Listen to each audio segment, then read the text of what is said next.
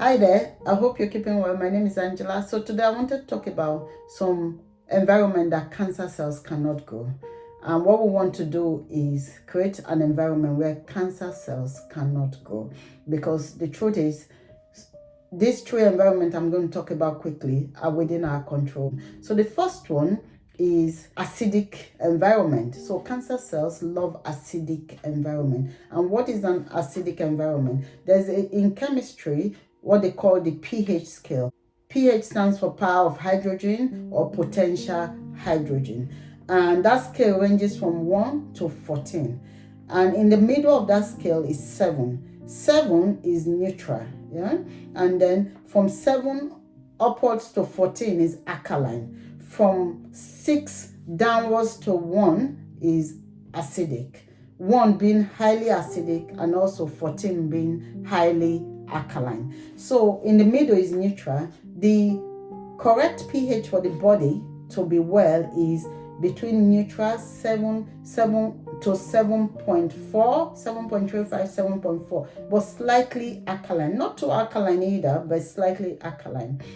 And the wrong pH is when we start to go downwards towards the acidic. And the more acidic our body pH is, the more likely diseases like cancer, a lot of other diseases, including cancer, can grow. Yeah? Cancer cells love acidic environment. They can only grow in acidic environment. So how can we maintain our pH at 7 to 7.4 so that we keep well? There's nothing we can do to say, okay, today I want to bring my body pH to 7.4, for example.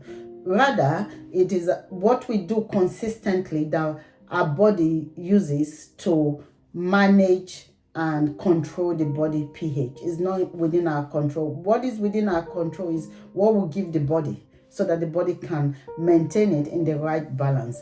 And this is where our nutrition comes in. So from that 7 to 14, that's the alkaline is where you find all the cruciferous vegetable. They range in different numbers within that 7 to 14, highly alkaline or a bit alkaline, but most vegetables are on that scale. So your broccoli, your spinach, your ugu, your bitter leaf, all of them are on that alkaline scale. Yeah. Then on the acidic scale, and again it ranges: soda, Coca-Cola, donuts, refined carbohydrate, refined sugar, all the wrong foods, processed foods, they all sit on that scale of acidic. I think soda, for example, is 2 point something or 3 point something, so it's really low and it's acidic. So when we take more of the acidic foods, what happens is our body, that's what it uses to manage the body pH, and will now be slightly acidic. When we eat a lot of alkaline food, the vegetables, the dark green vegetables, our body maintains our pH to that right level where we're well. This is the science behind eat your vegetables. Vegetables keep coming up. This is why, because your body uses it to maintain your health, maintain your body pH. You can't really do it other than eat the right foods. So when we know that cancer cells love acidic foods, we want to avoid acidic foods, especially for someone that's already been diagnosed with cancer. Avoid foods that are acidic. Focus more on the alkaline food.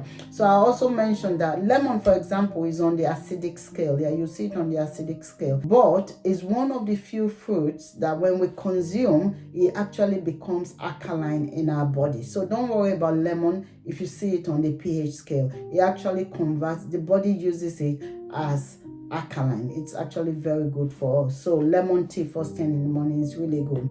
So this is our body pH connection with cancer cells. Cancer cells can only grow and thrive when we have below neutral body pH and we go extremely acidic. So we want to keep our body pH on the 7 and over side. Yeah, and foods like green vegetables help us do this. So that's number one. So the second environment is environment with oxygen. Cancer cells don't like oxygen, they like carbon dioxide. The nature of cancer cells is their respiration is anaerobic and they use carbon dioxide. So they don't like oxygen. So when you have an oxygen environment, cancer cells don't like it. Again, this is why exercise is very important. You can go for walks, and just as you walk, just do a bit of pace. Don't push yourself too much, but go for such walks where you breathe in and out, in and out. So really important, you go to an environment where it's sort of clean, and go first thing in the morning, even if you don't have the clean environment.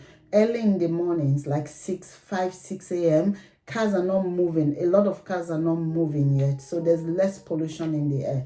Go out for your walk, take a deep breath in, hold it, count up to 10, and exhale. Big exhale as well. And then another breath in, count up to 10, hold it, count up to 10, and exhale. What you're doing is keeping the oxygen in and then releasing the carbon dioxide. That environment you're creating is not very good for cancer cells. They don't like oxygen. So the more you do this, the less carbon dioxide in your body for cancer cells to use, to metabolize. Also in your house, try to have house plants like aloe vera. I've got aloe vera, peace lily, English lily, spider plant, and snake plant. So some plants like that release a lot of oxygen in the air and use carbon dioxide. And then even when they release carbon dioxide, it's very low. So very good, because you'll be getting a lot of oxygen indoors. Another thing is cross-ventilate a lot so that air can come in, fresh air can come into your house daily, and you can get oxygen. So those are just some practical ways you can increase oxygen in your environment and also in your body. Then the third one is sugar. We all know this. Science knows it. Cancer cells love sugar. Cancer cells don't like bitter food. So what do? Reverse it. Eat more bitter foods. We have the bitter leaf, the bitter gourd, a lot of bitter foods. The cruciferous foods are bitter. Eat more bitter foods and less sweet foods. Again, it ties back to the acidic environment. Eat less sugar. Cut out sugar completely if you are going through that cancer journey. That's the truth, because cancer cells love sugar. They feed on sugar 15 times more than the normal cells, and that's why they start to grow and take over the body. This is the basis for the PET scan. Otto Warburg discovered that cancer cells actually feed on sugar. So when you go for a PET scan, they basically inject radioactive sugar glucose in your body, and when they look at the imaging, the area where that glucose is concentrated is where the cancer cells are, because that glucose will be absorbed quickly by the cancer cells. So doctors know it. I'm not making this up.